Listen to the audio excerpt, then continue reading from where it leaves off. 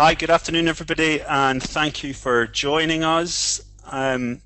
It's just gone 4 o'clock, and I know that people often have experience with waiting for GoToMeeting to update. So there'll probably be some people that are kind of joining us this week, but because it's 4 o'clock and we've only got half an hour and 15 minutes of question, I suggest that we start. So obviously, the subject for today is one funnel to rule them all. We're looking at the alignment between sales and marketing, and obviously B2B sales and marketing it's getting harder all the time.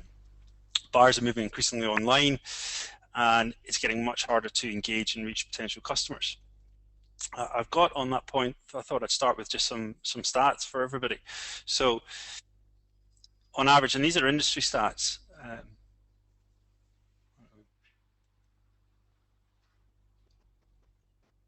hold on, I just think that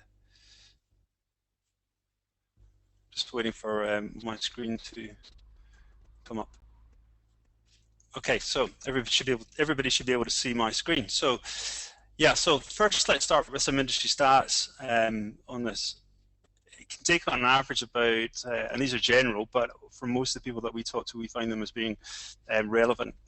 So it takes about 19 months to create a new B2B customer. It takes on average 7 touches to convert a lead to a customer. Only about 73% of B2B leads are sales ready when they first engage, and only 25% of those are legitimate and should ever progress to sales. 80%, but typically most of those leads are classified as being marketing qualified and get past the sale. So sales typically ignore 80% of them. However, 80% of those go on to buy something within 18 to 24 months, so they need to be looked after. Buyers have gone, they've gone online, and they can pretty much find all the information that they need about a potential supply base in order to get themselves to sales ready. So 70% of the buying process is complete by the time that buyers are ready to talk to sales, and at least 35% of sales decisions go to the suppliers that respond first. Put that against the backdrop of the fact that 76% of marketing directors say that high quality lead generation is now their greatest challenge, but still 44% have got no idea what 10% increase in their marketing budget would do for companies' profits. You have about 81% of best-in-class companies saying that closing sales faster is their #1 reason, and that's why they've implemented a marketing automation solution. And about 33% of those who've integrated both CRM and marketing automation don't think that they have integrated them well. So the latest serious research, which has come out of the US, which Cari was talking to me about, confirms all this.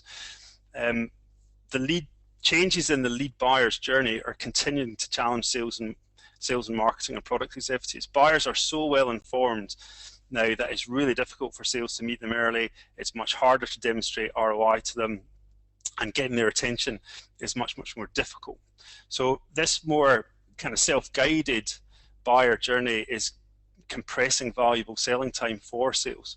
So sales has got to rely on marketing much more to lead the buyer's journey. And sales needs higher quality leads from marketing. They need programs that are going to accelerate people through the sales pipeline, and they need great industry content. So it's with much pleasure that I'd like to introduce everyone here to Cari Baldwin from Bluebird Technologies in the US. Cari is a seasoned demand generation guru. She's a recognized thought leader and frequently speaks at the big industry conferences on marketing automation, and she's got nearly 20 years experience of marketing automation, pretty much all of it in Silicon Valley. She's a partner and co-founder of Bluebird, and she's got a solid technology understanding of all the leading marketing automation platforms, and she just concentrates on lead nurturing content, process strategy, demand generation, planning, content, scoring, execution, and analysis. So what I would like to do, with no further ado, is hand over to Cari. Thanks, Scott. Wow, that was an impressive introduction. I really appreciate it, and I think basically what you're saying is I'm old and I've been around for a long time. But I'll take that as a good thing. So thank you everyone for joining us. Just give me a second here to get my screen up so we can run through the presentation that I worked with Scott to prepare for you. Everyone see my screen? Scott, are we there? Do you Yep, see I my think we screen? are. Yep, Okay. yep. Perfect. So just a little bit of background here. We at Bluebird do a lot of what we call lead management workshops. And really the goal of those workshops is to align sales and marketing, um, develop one funnel that everyone can stand behind, agree to, and work towards. So when I was putting this deck together with Scott, my desire was to really kind of give you a flavor of the process that we go through in these lead management workshops. And it's not intended to, this is exactly how you do it. It's these are ways that it can be done and things that you need to think about so that you can take this back to your organization, get the sales and marketing folks in the same room and try to hammer some of this stuff out. And a couple key points I want to make before we jump in is really um, referring back to what Scott said, you know, with the buyer's journey changing, marketing is moving from a tactical organization to more strategic. And as more and more organizations are realizing this, marketing automation becomes the linchpin for moving organizations from a tactical manual process to something that's more strategic. And our clients are not only global 1,000 companies. These are organizations that are early in their product development cycle, sometimes pre-funding. So it doesn't matter whether you're you know, a small to mid-sized organization or a big company, these processes are relevant to everyone. And it's really the foundation for your transition to marketing automation. And when we do implementations for marketing automation, the lead management workshop is one of the first things that we do because it really, again, is the foundation. So just to kind of jump in and reiterate what we already know.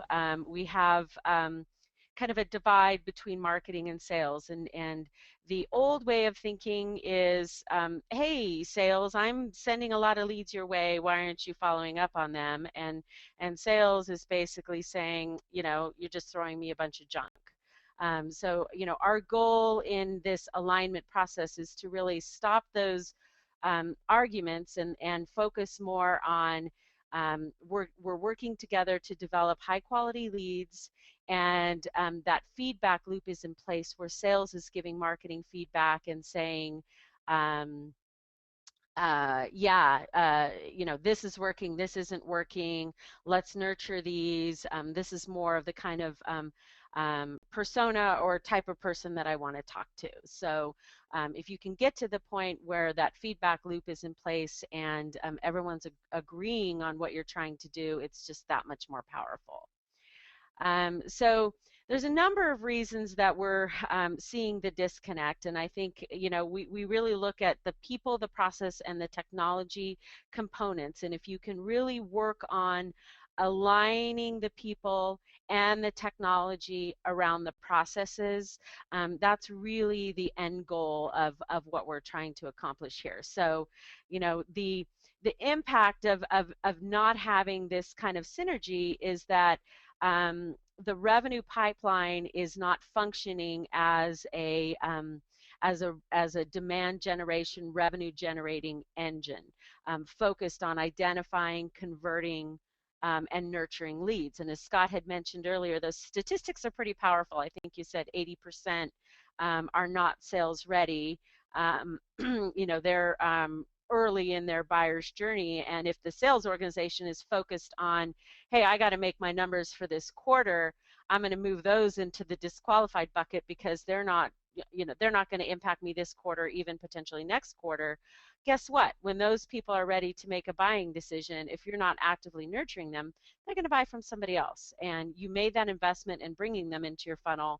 But where you miss the mark is having a feedback loop and a nurture component. So when you can align people and technology around the process, that's really where you're going to see that kind of systematic approach to revenue generation. So I just wanted to talk a little bit about where we were, and then we'll kind of transition to where we're going. And as Scott had mentioned, I did have the opportunity to attend the Serious Decisions conference in California. I guess it was 2 weeks ago, and a lot of really great stuff came out of it, and I'll kind of trickle some of the things that I learned along the way. But they're really kind of the leading edge, at least in the US, organization that kind of helps companies kind of figure some of this stuff out. So we really follow their waterfall approach and their systems of frameworks and stuff, because it's proven it works for large organizations, and we've been able to take that and apply it to some of the smaller organizations that we're working with a great amount of success. So the old funnel is, as you see, you know, your demand gen, top of funnel programs feeding the funnel.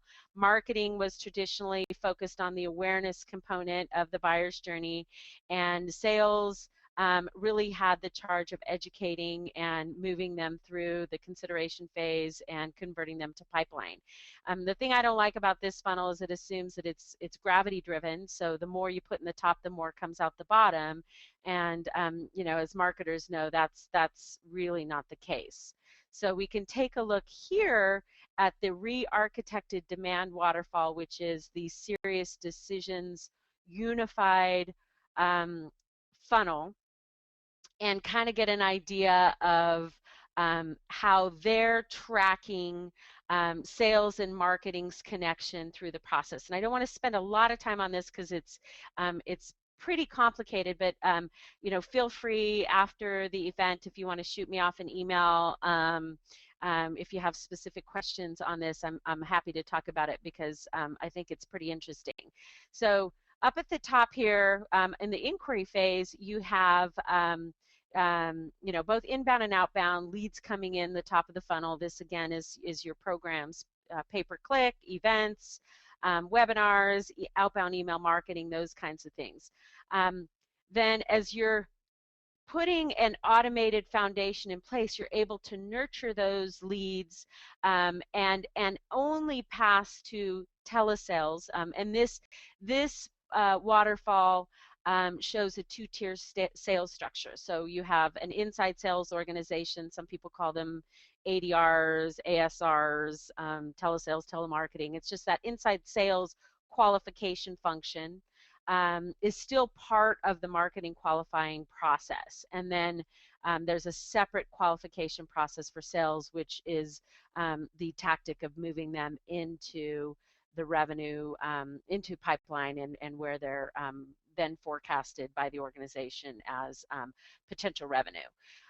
So the key thing here is what it's allowing you to do. If you are automating your marketing qualification process and get to the point where you're developing AQLs, automated qualified leads. That's a new term, by the way. We typically have been calling them MQLs, but what Serious has done is they've broken it up into two components, which makes perfect sense if you have a two-tiered sales structure. Otherwise, it would just be MQL and SQL, just for point of clarification there.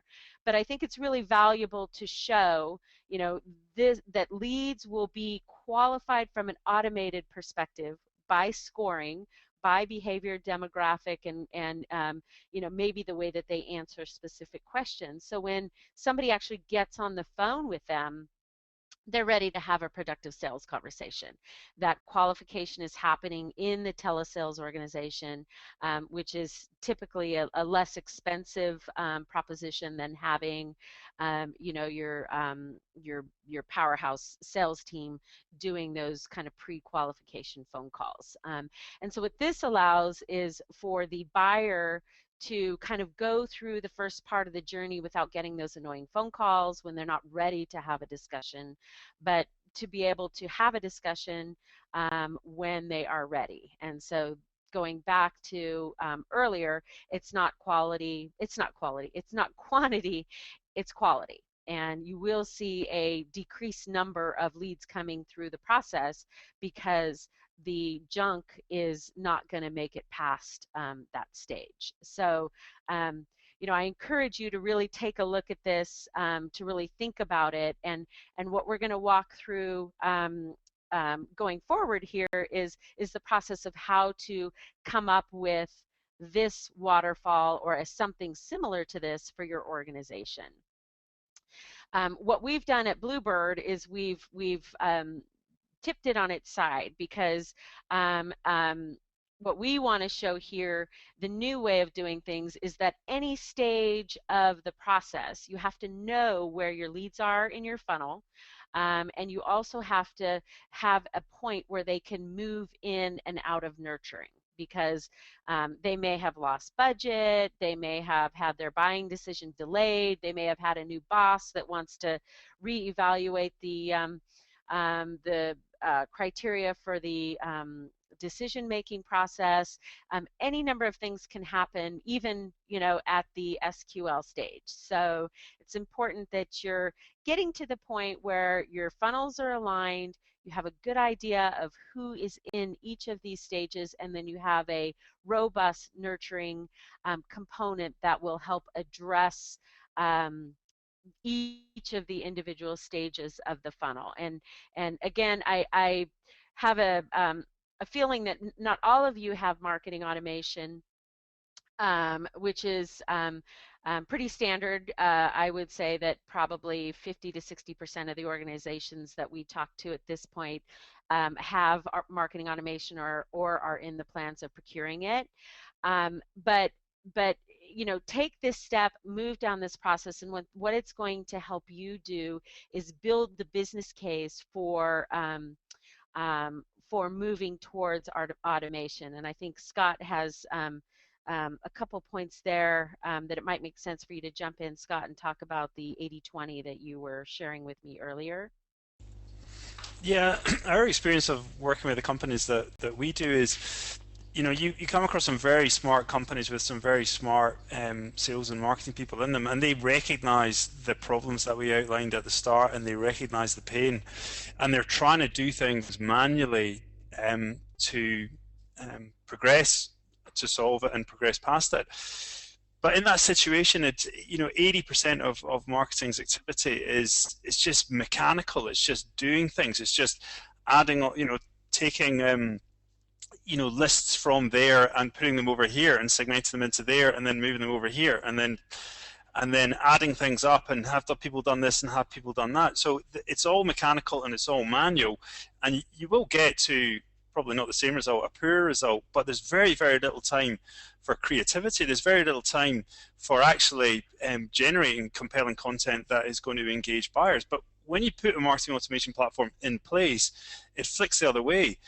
The technology looks after all of that 80% mechanical stuff and 20% of the time. So marketing is able to focus on talking to sales, and finding out what is it, what are the buyers saying? What is their pain? What is keeping them awake at night? What are they really interested in? What's hot? What's topical? What can we write about? What can we generate content against in order to do that? And then just getting that done and getting it out the door. And that's a huge switch in terms of what we've experienced. Yep.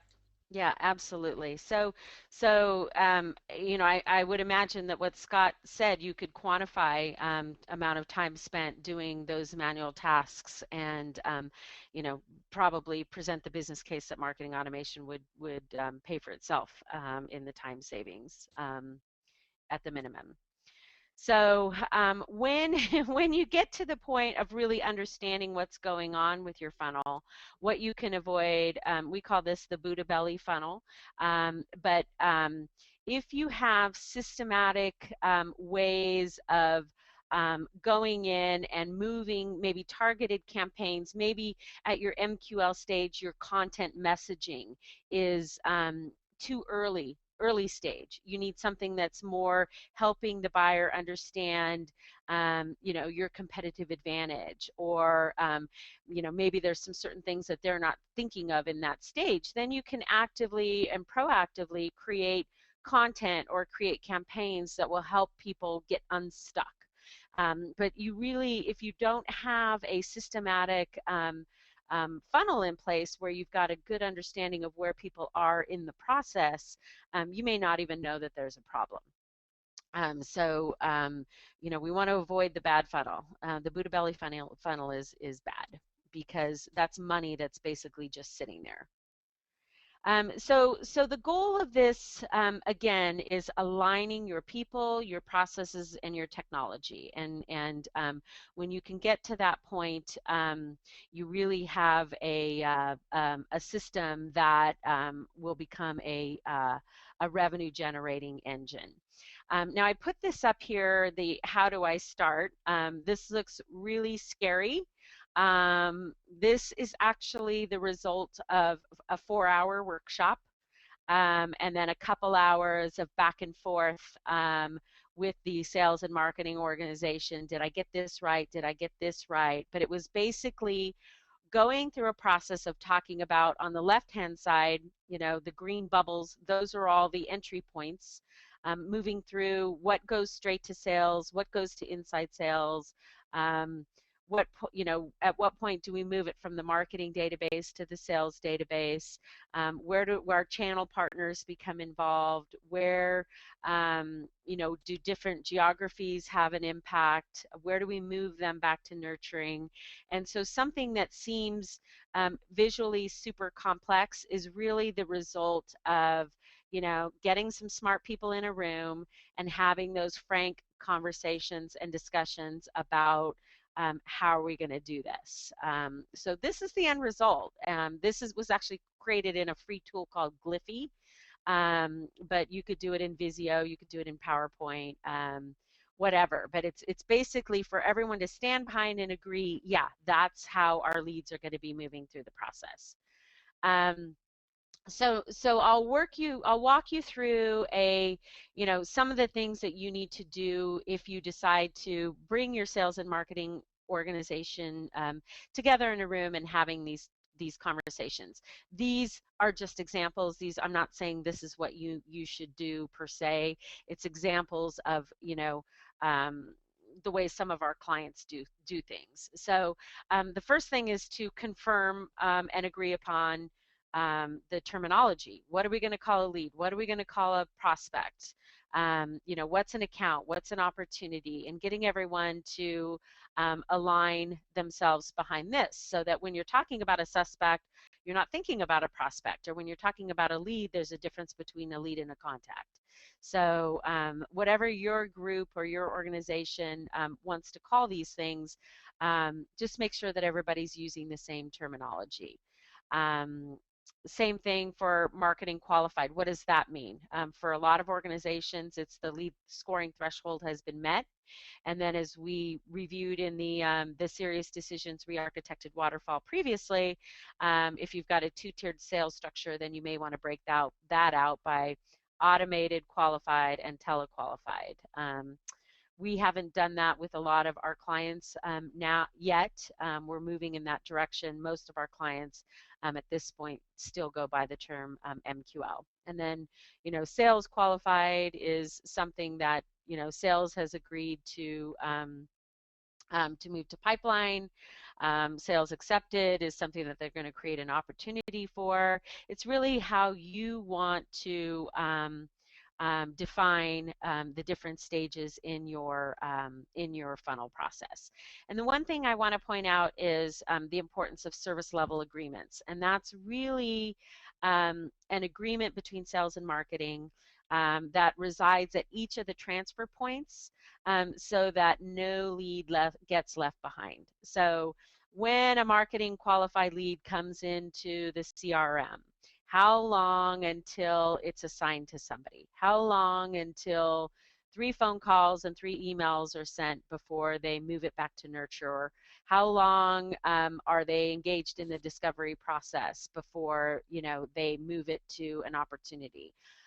All those things are super important to put accountability on people that have agreed to this process, and then also provide an escalation point where managers are alerted. And the nice thing about having automation, both on the marketing and the CRM side, is that you can automate alerts and reports and things like that, so it doesn't necessarily have to be some big oversight process. So one of the most important things to do in your sales and marketing alignment workshop is define the lead. What do we all agree that a lead looks like? If I, as your marketing partner, give you sales, somebody that walks and talks like this, looks like this, acts like this, you promise to accept it and work it, and not come back to me and say, it's just a bunch of junk, because we agreed on what a universal lead definition is. And then this is really the or the cornerstone for your qualification, demographic, and behavioral components of your lead scoring. So this is really super important to get agreement on. And then you jump in, and these are different statuses in your CRM. So once a lead has been marketing qualified and passed to sales, how do we move them through that process? And this is, just an example to show, okay, we're going to have a status of new. We're going to assign it. We're going to have somebody engage with it. You can break this down into any level. We think that simpler is better. Sometimes this can get over-architected and get confusing, but the reports that you're going to get out of this will help you avoid the Buddha belly funnel. And then, who owns it at what stage, whether it's inside sales, whether it's marketing, whether it's the field sales organization, and what's the SLA or the service level agreement that that we agree upon, that something has to happen to this lead within a certain period of time, or it's going to be either moved to nurture or moved, to another sales rep. Agreement on what an unqualified lead is. And as we talked about earlier, salespeople often move things into unqualified because they don't want to deal with it. It's not an immediate opportunity. It could be a year out. Well, what that's going to do is it's going to move that lead off of anybody's radar. And so, we suggest be very specific on what is unqualified for your organization. And it would be, something that there is no chance in the world that these guys would ever buy from you. If there's a small chance, then we move them into either a remarket or a nurture status. And sometimes when we go into organizations, our first quick win campaign is a disqualified demand gen program, because oftentimes there's treasure in the garbage cans of the CRM. So you might want to consider that as a quick win campaign. Again, here's another example of a lead management process. This is the goal of what you want to try to get to. Your input point, where your different systems are having an impact, where you're going to be sending things back to your marketing automation, where the scoring is taking place, how leads are routed, when it's disqualified, those kinds of things. So just thinking through this process, having a discussion, whiteboarding things. Sometimes there's screaming and yelling and throwing things, but the end result is something that everybody can stand behind and agree to. And one point that I wanted to make sure that we're always thinking about is if you have a channel or a country specific sales process, that a lot of times it is just a minor variation to a master process. In other cases, it is a completely separate process when the channel is involved. And we like to suggest, think of the channel as an extension of your sales team, have them put SLAs in place, try to have feedback loops with them, because that's going to help you identify as a marketer where to focus your money, and also identify ROI.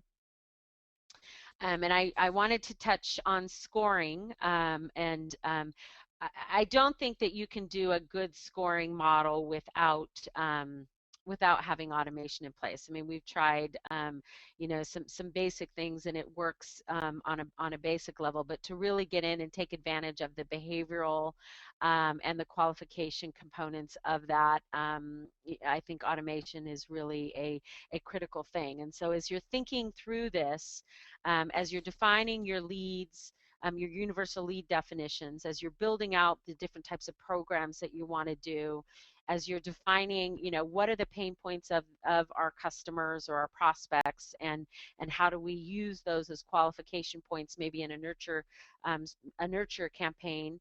You know, the lead score is what's going to be driving your marketing qualified or your automated qualified component of your revenue funnel. So really critical piece there. So just to kind of reiterate, you know, this is the no alignment, where we're just using Salesforce. Everything goes into Salesforce. We have a separate system that we're using for marketing emails. Sales is using a separate system for sales emails. There's no integrated view. You know, the list management is manual and painful. There's no real reactionary lead nurturing. It's just a drip strategy. There's no real scoring or ranking, and no remarketing or feedback loop. So this is where we want to move away from, and we want to move to this step where we have two databases, one for marketing, one for sales. We have an integrated view in the form of dashboards. We're only passing qualified leads. We know who's in our database, and we know what their pain points are and what we need to message from a persona standpoint. We're doing robust lead nurturing, getting them to love us, and we also have a remarketing process in place. And we're using scoring to really help guide this process. And the result, of course, is enhanced reporting, a better understanding of what's working and what's not, and no lead is left behind. So we're almost done here, but I wanted to point out that when you have a good understanding of your marketing qualified, your sales qualified, your top of funnel numbers, and your conversion rates, what you're going to be able to do is to take your waterfall and reverse it. And this is a little tool that we use, and basically there's a separate tab with a data input section, and you just input, okay, here's our revenue goal, here's what our annual or our contract value is, these are what our conversion rates are, and you'll be able to become a forecasting machine, because you'll be able to know, okay, you know, of every lead that I put in, every lead that I put in, every 100 leads that I put in, 10 are going to result in opportunities. So, you know, that's how I'm going to invest my money. So the ultimate goal, and you know, to be honest, we only have a few clients that are at this level of sophistication, but we're trying to move everyone to that. But the core thing, you've got to understand your conversion rates, because a little percentage here and there has a big impact. But having this level of understanding makes marketing a true partner with sales, and you know, somebody that actually you know, is a big contributor to the bottom line of the organization. I threw this in here because I want everyone to always think about nurturing, because you know, it's such a critical piece. We touched on it in a couple areas in the previous discussion, but the ultimate goal is to be actively nurturing everybody in your database, and all the things that we talked about, the scoring, the database segmentation, the automation, the stage development, and understanding where people are in the process is the foundation for getting to the point where you're able to say, yeah, we have a good understanding of where everyone is. We have a good understanding of where sales plays, where marketing plays, and we want to get to the point where we're nurturing everybody in our database, including customers, onboarding, and ongoing. So I just wanted to remind everyone that this is the ultimate goal. So some tips as you're going through this process, have a vision for success. Know what your end run goal is, and be patient in getting there. Really think of sales as your partners, and they will think of you as partners. Realize that it's a flexible, dynamic process. It's not something that you set and forget. It's not something that you're going to get right the first time. It is a work in progress and changing and evolving as your organization grows. Um, Always ask sales for feedback, whether it's on small campaigns, big campaigns. I think what you will find ultimately is that they're going to complain about less leads, and then they will move to being gracious and grateful that the conversations that they are having are more relevant. They're not having to spend that time educating people on the problem solution and what you can do for them. They already know because marketing has nurtured them. So the conversation is really around that later stage decision making discussion, which is really where sales should be. Document everything, because um, having a good understanding of where things are and what everyone agreed upon. We suggest a council, which can just be a small group of people, but somebody from marketing, somebody from sales, somebody from IT, just a group, sales ops, marketing ops. Before we make a change in the process, let's all agree that this one change, how's it going to impact everybody else? And I think if you can become a partner with the sales organization, have a sales ops partner if your organization has sales ops. Eventually, marketing ops is a position that is the fastest growing position in marketing. Those people all working together is where you're going to see the biggest impact. And I think that's all I have. And we're just a little bit past the half of the hour, so I'm sorry I took a little bit longer, but I hope that information was helpful. Yeah, Cari, I think that's fantastic. I remember the first time I talked to you, um, just and how valuable I think it is for you to share your experience and your learnings with everybody in the UK. I think in the UK here that companies are beginning to really feel the pressure on sales and marketing, and they're also hearing a lot about new technology, about marketing automation technology. There's nobody really kind of um, talking to them about the how to make it work. What are the big difficult things about process and people to make it work? And whilst I think a lot of what you showed there is can be quite scary and quite daunting, um, I think it gives people a great roadmap that they can at least start to work and follow. So I've got some questions, and please, everybody, if you've got questions, just type them in, and we can fire them to Cari. We'll obviously share the on-demand version. If you'd like the specific PowerPoint text, just drop myself or Cari an email, or if you want to get hold of Cari's details, they're on the slide here, or you can drop me an email and I'll introduce you to her. But so a question for you, Cari, is how I mean, making this work will be relying not only on process but on people. And how do you get buy-in from from the key stakeholders, from the key senior people that need to make it work? Well, so what we see is that if you don't have those key people in the initial meeting, um, it's going to be more difficult to get the buy-in. So when they have a say, when they hear um, the feedback and the complaints of the back and forth and the low quality of leads, and just really getting everyone in the same room and having the leader of sales and the leader of marketing in the room without their laptops, really focused on the conversation at the very beginning. That's where you're going to see success. If you go off and try to do this without having those people in the conversation at the very beginning, it's just going to make it a longer process and more difficult to get buy-in.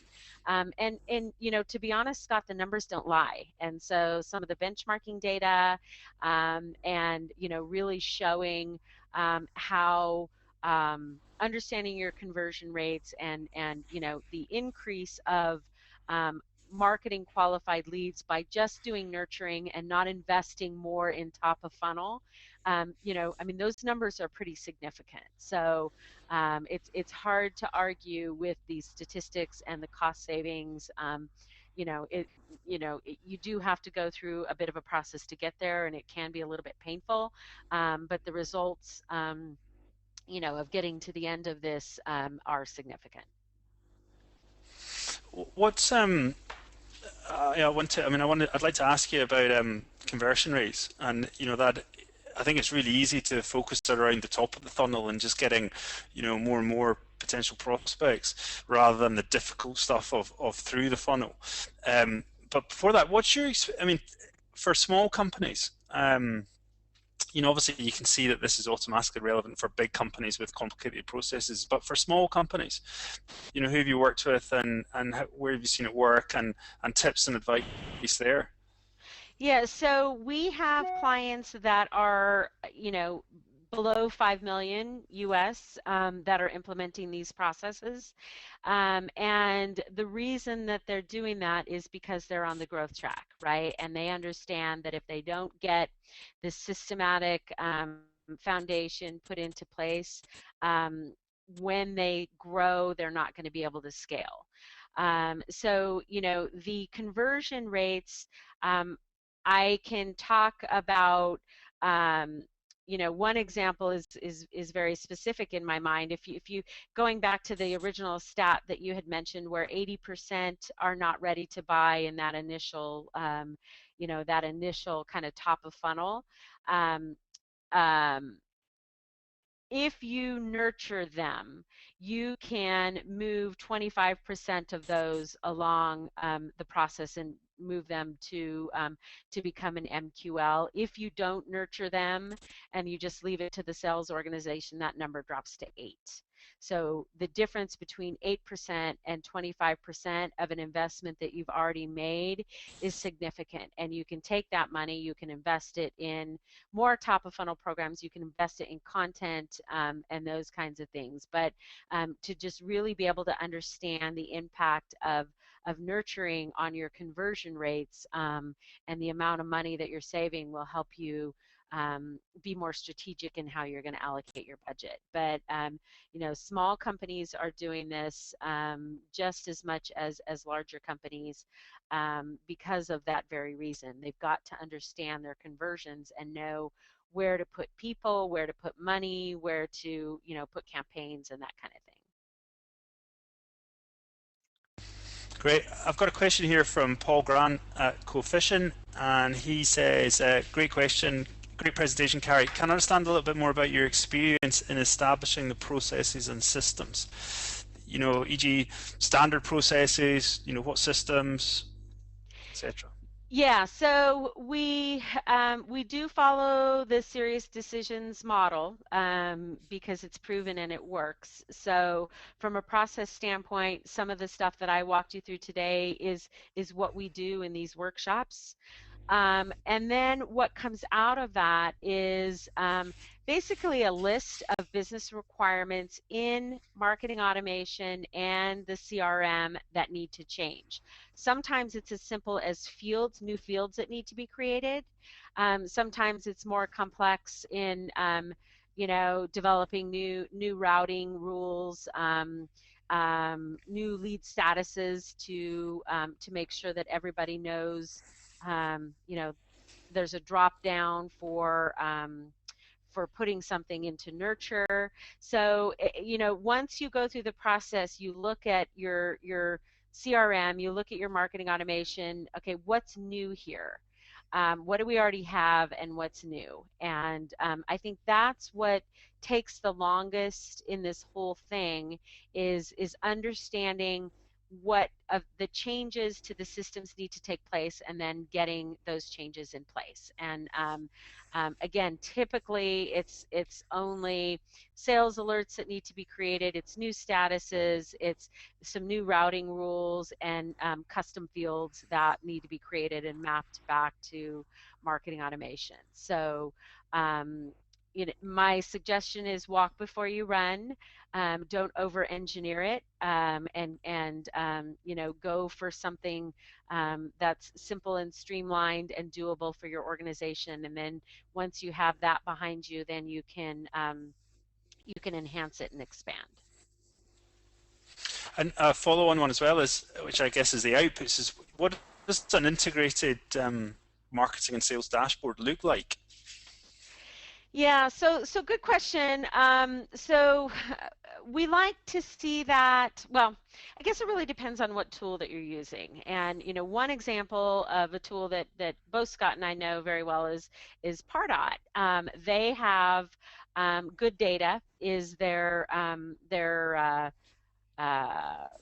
analytics tool that comes with their system, and what that does is that pulls from both the CRM and the marketing automation tool, and gives you an integrated view. So if you're looking at marketing automation, that's one of the things that I would make sure that you understand is what do their analytics look like. Some of the tools are just campaign level information, which is not going to get you what you want. So focusing on getting all the data that you can into the CRM and building a dashboard there is good. We also have a partner and a company that I'm sure you guys are going to be seeing more of. It's a company called Full Circle CRM. And what they do is they put a layer on top within Salesforce, pulling the data from the marketing automation tools and getting the level of detail as far as touches. So, marketing touches, and really what's the impact of marketing from an individual campaign level to these opportunities. So it really depends on the tools that you select. There's a lot more interesting additional tools that are not very expensive that layer on top of the CRM and the marketing automation tool. Good Data is definitely a good one. Full Circle CRM is another. Just be mindful and always think about, the end result of reporting and everything that you're doing along the way. What kind of reports does your executive team want to see? The touch level reporting is pretty cool because then you have an understanding of what was it that moved somebody to an opportunity. And before Full Circle CRM, that stuff had been manual, diving through all the campaign level data and digging that out, which I'm sure we've all done at one time or another, but it's pretty painful. Okay, I've got another question from Claire, which is how do you advise clients to deal with prospects? Some opinion leaders like Frank Belzer suggest that even some prospects are looking to convert, but how do you identify those that are? Well, so I think that if you have a robust scoring model, and one that, well, two things. One is understanding your prospects. And so, we're hearing more and more about persona development and really getting in and defining, what are each of the personas. So, we're selling to people, we're not selling to companies, right? So, giving that IT manager a name, giving that, finance person a name, and really kind of understanding who they are, and what is going to resonate with them. So understanding your personas, I think, will give you a good idea of what prospects are ready to buy. And my suggestion there, Claire, is interview current customers and also interview prospects if you can, because once somebody becomes a customer, then they become, they're kind of validating their decision to purchase your product or service, right? So if you can actually talk to a prospect and try to identify what some of their pains are when you're developing your persona, I think it's going to give you a much fuller picture of your personas within your prospect database. So that's one thing, and then the other is the scoring model. So we're tracking demographic we're tracking behavioral, which is what they're doing on your website, what they're responding to, and we're also tracking your or their qualification. So when you have a nurturing campaign in place, you're giving them good content along the way, they're reading things, then you ask them a question, what do what's your most painful experience on a daily basis? And is it this, is this, then this? When they answer that question, you're going to know, oh, they're more highly qualified because our product solves that pain directly, or that's something that we can't do, so they're probably not going to be somebody that's going to be ready to buy our type of solution. So I think having your personas developed and having a good understanding of what the pain points are of your prospects is one thing, and then having a good scoring model put in place to where you're really scoring on the demographic, the behavioral, and the qualification components will give you a lot of insight. Brilliant. And last but not least, I've got a question from David, which is, do you ever use pilots to prove the approach? Yeah, that's a good question. I guess you could call it a pilot, but it really is not. A good process takes a long time to put into place. So I guess my quick answer is no, because it's a 3 to 6 month process. Change management is not something that to brush over. It's something that needs a lot of care and feeding.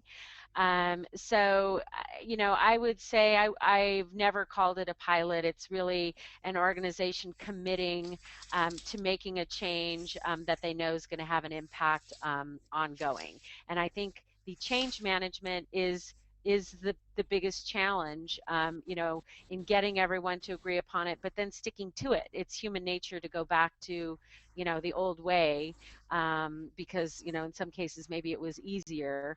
Yeah, I would say no, we don't typically see a lot of pilots because it takes a commitment at a very deep level in order to jump in and make these changes.